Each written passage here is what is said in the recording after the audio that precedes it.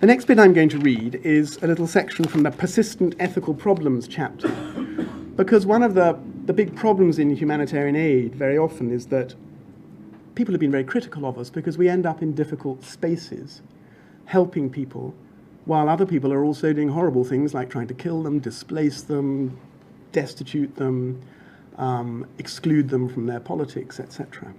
And it often looks, because we're close, that somehow we're involved in all that.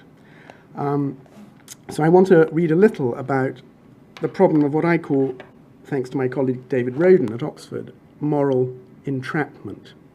Because I think more usually we're in a trap rather than in some active complicity or negligence.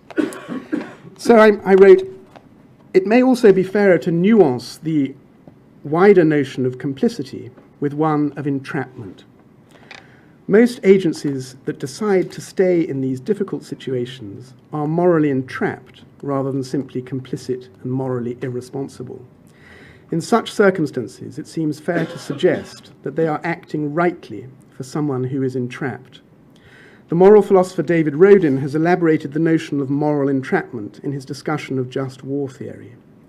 As Roden observes, a trap is something that is easy to get into and hard to get out of.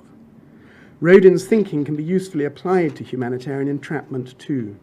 Most humanitarian endeavours, whether in politics, business, marriage or medicine, are characterised by one persistent variable, that things will change once you start upon a venture.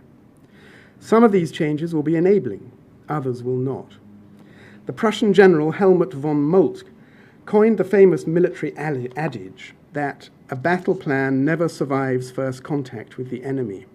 And the same is true in humanitarian work. Various things can happen that begin to construct a moral trap. Other parties in a conflict or disaster have their own plans and will often want to block humanitarian action or exploit it somehow as part of their plan. Traps are often what Roden calls dangling or aggravation dilemmas. He defines an aggravation dilemma as a paradoxical situation which you are left morally dangling. In an aggravation dilemma, the only way to avoid aggravating an offence is to continue to prosecute it. Roden notes that most aggravation dilemmas are associated with exit decisions of some kind. Very often there'll be issues of extrication from immorality that will require wrongdoers to continue the immoral action prior to its termination. I'm not suggesting that agencies are acting immorally in these situations, but Roden's specification of this predicament is useful.